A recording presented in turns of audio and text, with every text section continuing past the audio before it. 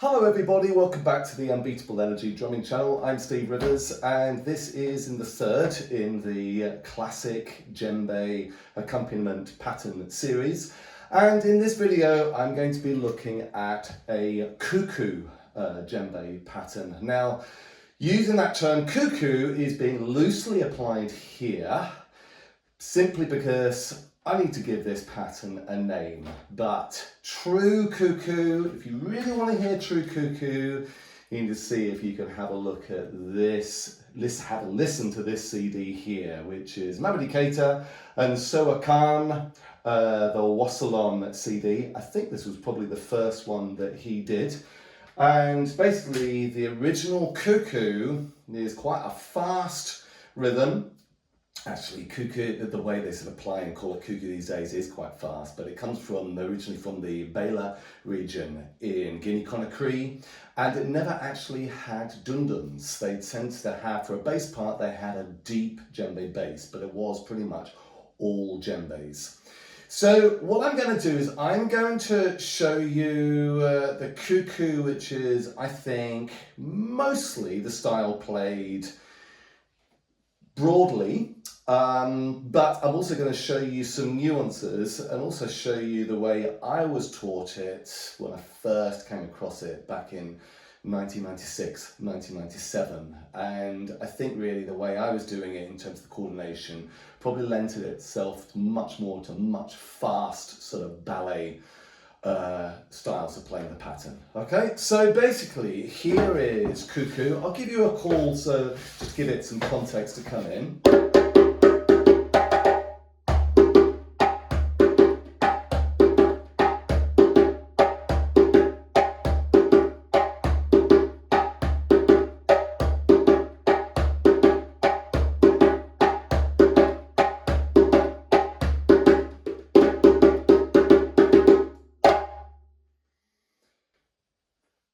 There you go.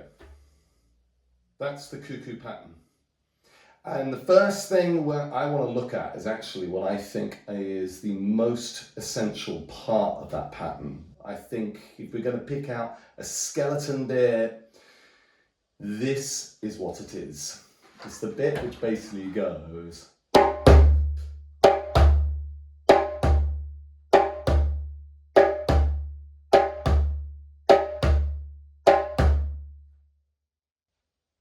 Why?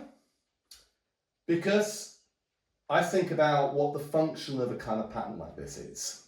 If we think about djembe popular and maybe the bass djembe pattern that I did previously, those patterns are all about defining the pulse and being the glue so that other more syncopated patterns, it can sort of bind them together and they can sit comfortably. It's like those kind of patterns are like an anchor for people to rely on. And also the kensenedi or the kenkeni if it's just keeping a pulse going. Let's say you also have other patterns where they're playing kind of syncopation on the djembe, like those. Those are kind of adding that kind of richness, they're filling in those little gaps. But for the Kuku pattern, this Kuku pattern here, I think of it as basically giving it some push, giving these 4/4 accompaniment rhythms some push, some momentum. And it's this and 1, and 2, and 3. Whenever you get this sort of proceeding to the beat, coming into the pulse, rolling to the pulse like that, it always has that effect of giving it some momentum. So let me just play it again, just so you understand what I'm talking about, just so we're really, really clear what I'm talking about. So here's the pattern.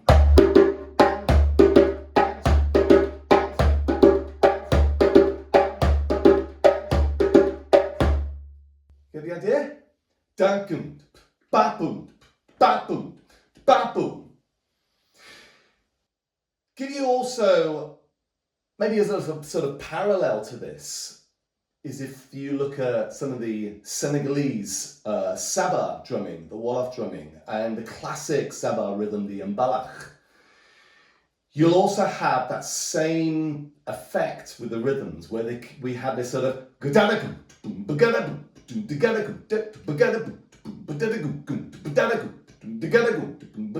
or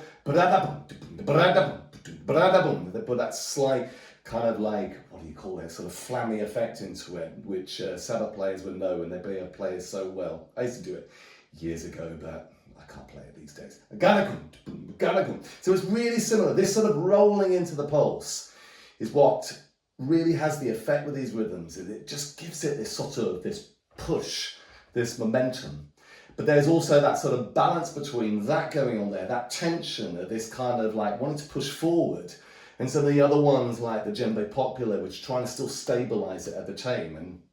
So you get this sort of little tension between the two. And it's really important that we appreciate that before we go into this, because it just is important, really. It's just so that we know what this is doing, and so we can really identify what are the things that we've got to sort of really work on.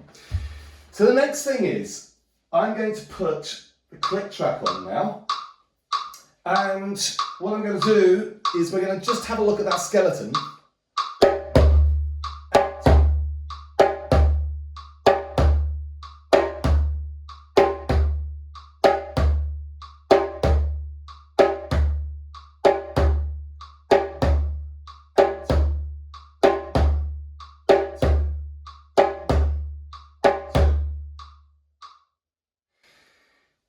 Very important to really, really get accurate with that one there, with this skeleton part, this and 1 and 2. I think what tends to be a thing that does happen with some beginners is that they speed that little bit up there. I think what sometimes happens, I think maybe the first beat is a little bit delayed and it gets really close to the pulse beat, but so it becomes a bit kind of agitated, dagun, like that. So it's really important that that bit there is sort of smooth, and we are really, if you want to sort of get into the sort of the mechanics of it, this is a sort of the quaver beat, we call it the quaver beat before we go into there. So the next bit, yes, it is important to give it richness, but you see, the thing is, there's a ding, that is important, but this first part, this and 1, you often have a lot of rhythms where the Kensenadi will be also defining that jung, so you often hear that quite a lot playing by the Kensenadi, so it complements this part here. I'm going to go really slow because we're going to have a look at the coordination now. Because you also may have noticed, let me just turn this off a minute, you also may have noticed that this style, the coordination with this way of playing this cuckoo pattern is quite one hand heavy. So I am using my lead hand, my right hand, the hand that I tend to be sort of aligning with the pulse, and it's being used quite a lot. And I'm playing it that way because we're sort of being consistent with that thing I've talked about before, with the ghost notes. So we're using the same one again, and basically you've got to imagine that there could be a potential little ghost note on that hand there, which is why we use that one there, like there. That's sort of what it is, it's the logic.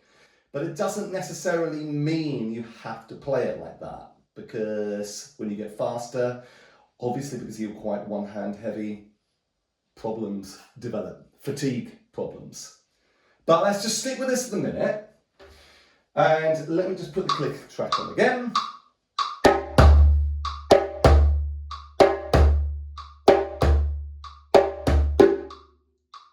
Alright, so that's actually quite important.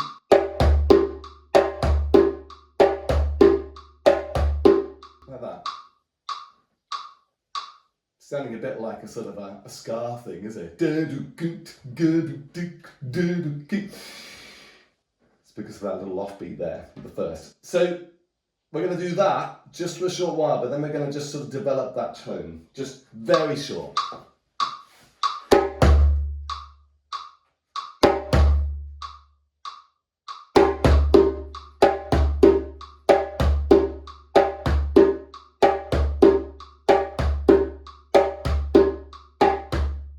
Okay, now that tone is now going to be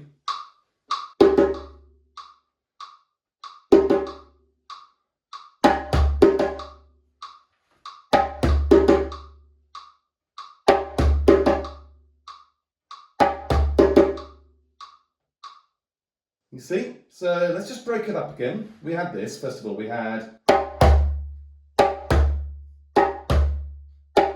Now what I did is I then put this pan back here and I put a tone there. Now you could just bypass a single tone and you could just make that the double tone there. All right, but let's just parts.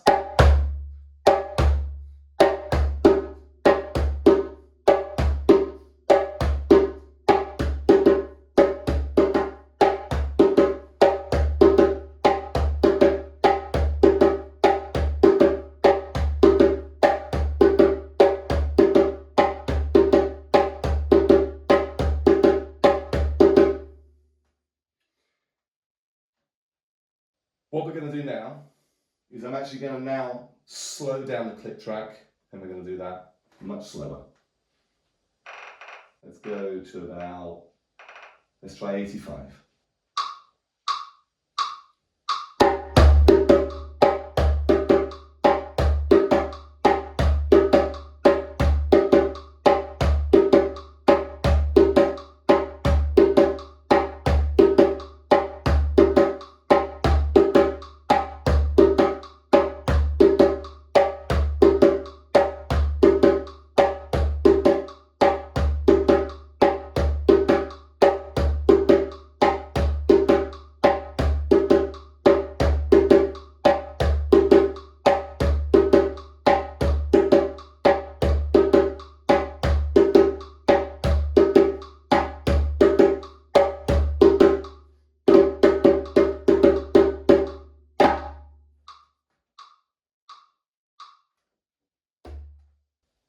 How did he get on with that?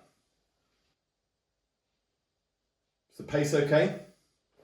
So obviously you could go slower. And also, actually just something I should also bear in mind is where the pulse is, where we kind of sort of find the kind of the pulse beat. If I did the call, you want to think about how it enters maybe from that call. And that's actually quite important. So just have a look at that as well. So when I went and one, you may have already, I don't want to labour the point, but we're kind of going into the pulse beat. So the pulse beat is the bass there. So there are a couple of choices how you respond to a djembe call. So from the djembe call, you could go like this. You could start on that bass, which would mean you go bass, tone, tone, slap, bass, tone, tone, slap, bass, tone, tone. Give you an example. Gra da da da da da ga.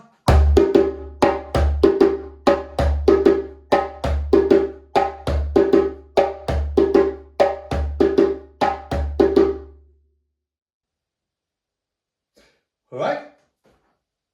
The other one is that you respond from the call, coming in with a slap first and one, which basically means is that you are coming in earlier, not on the pulse. You just have to be ready for it.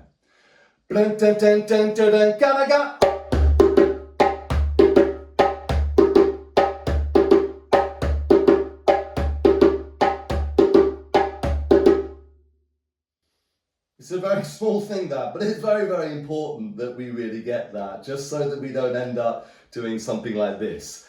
I love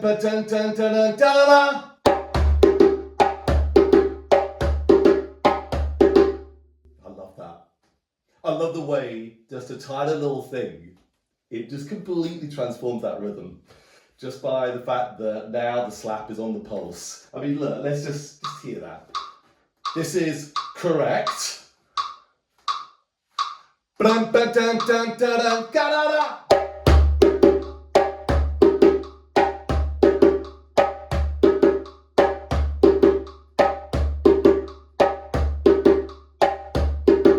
Okay, not cuckoo. I'm not going to call it wrong. I mean, we could call it a rhythm, but it's not what we want.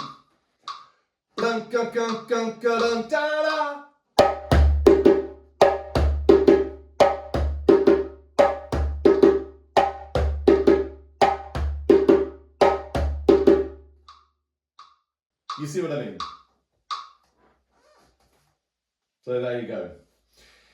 So that is often the way I see this pattern being kind of consistently played. I'd probably say this is, you know, the more traditional method I've seen when I've looked at Mamady Keita, so teaching Mamady Keita videos, Mamady Kanete. But we also need to recognise something else, is that, well, I'll just tell you how I learned this rhythm. There wasn't a bass in the Kuku pattern. When I first learned Kuku in Gambia, and I am not saying necessarily that my teaching in Gambia back in 1996, 97, I'm not going to say it was great or it was the perfect way of doing it.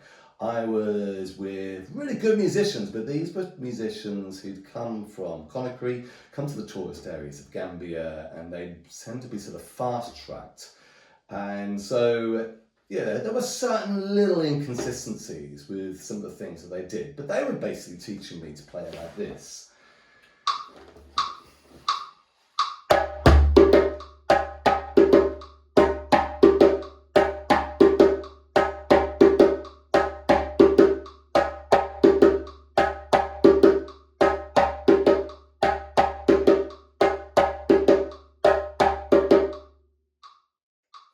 You might notice I put the bass there. I just suddenly realised which one I was doing. So basically, yeah, that was basically, did you hear the pun?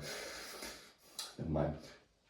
So that style there, slap, slap, tone, tone, that was the way I was originally taught a Kuku pattern in Gambia, and they called it Kuku.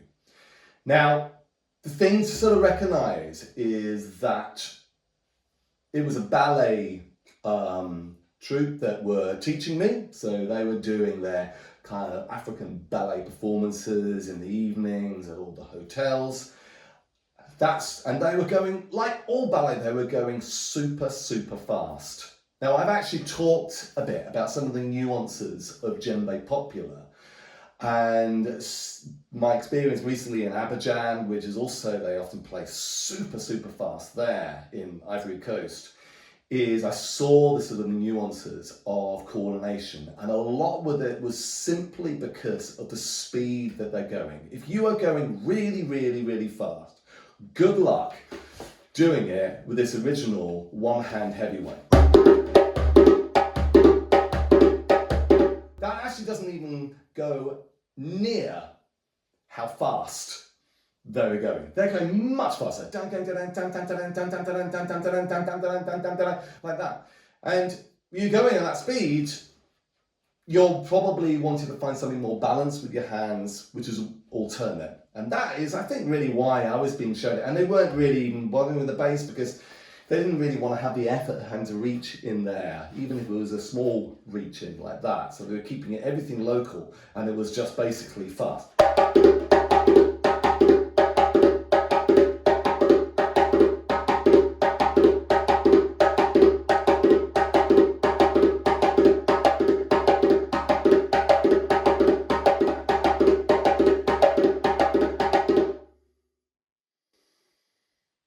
And to be honest with you, that speed is not just because I'm getting old and I feel physically really more and more incapable of being able to sustain that speed, but it's just personally, it's not my favourite. I mean, it's interesting, as I get older, I find myself really, really enjoying things which are going slower. I'm doing a lot of stuff on the rhythm con in a minute, and I just love the sort of the slow, lazy pace of that, because I can hear the swing. That's what it is. I just love it. But, you know, that is a thing. And the dancers, my God, they love that kind of speed.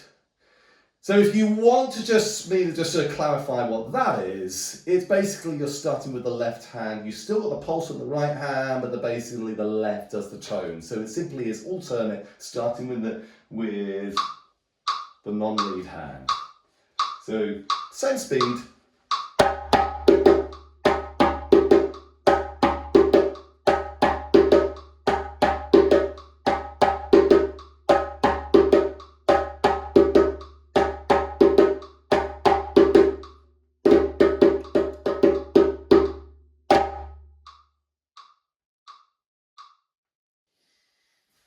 There you go. Kuku. Really, really work on that and make sure you really work on that skeleton part. So there you go. I hope you've enjoyed that. If you have just stumbled across me for the first time and you've enjoyed this video, if you're at this point, sounds like you probably have, why don't you click the subscribe button, and if you've really enjoyed it, obviously please like the video so that the hungry YouTube algorithms pick it up and they can share it with other people. So there's more people playing a good djembe kuku accompaniment. And same thing, I have a super thanks button on my channel as well, which you can click. It's basically a heart with a little $sign if you want to give me a donation. This will allow me to devote more time and to these rhythms in the future. So I hope you've enjoyed it, guys, and I will see you all next time. See you later.